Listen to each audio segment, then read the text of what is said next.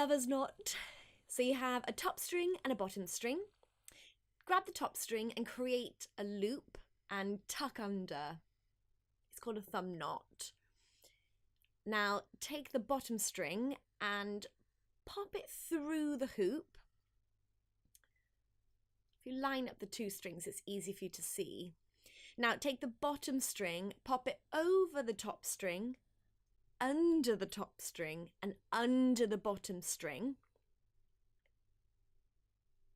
and then pop it over the bottom string and simply pull it through.